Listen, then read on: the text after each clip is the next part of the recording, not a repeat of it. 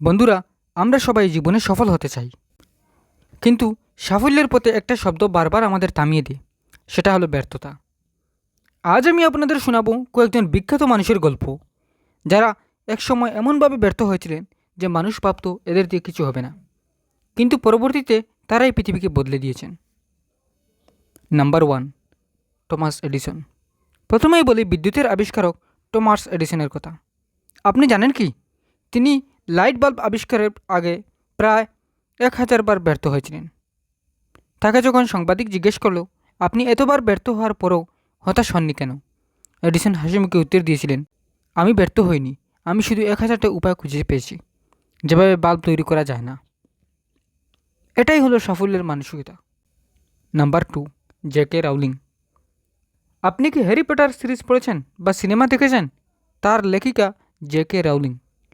কিন্তু জানেন কি, তার প্রথম বই প্রকাশ করার আগে 12টি প্রকাশক তাকে ফিরিয়ে দিয়েছিল, কারণ এই গল্পে বাজার নেই। আজ সেই বই বিশ্বের কোটি কোটি মানুষের প্রিয়, আর তিনি হয়েছেন পৃথিবীর অন্যতম ধনী ও প্রভাবশালী লেখক। Number 3, Jack Ma. চীনের বিলিয়নার ও আলিবাবার প্রতিষ্ঠাতা জ্যাক মা। তিনি জীবনে এতবার প্রত্যাখ্যাত হয়েছেন যে শুনলে আপনি অবাক হয়ে যাবেন। কেএফসিতে চাকরির জন্য আবেদন করেছিলেন, 24 জনের মধ্যে শুধু তাকেই বাদ দেওয়া হয়।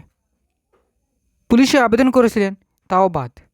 হার্ভার্ড ইউনিভার্সিটিতে 10 বার আবেদন করেছিলেন, একবারও সুযোগ পাননি, কিন্তু তিনি হাল ছাড়েননি।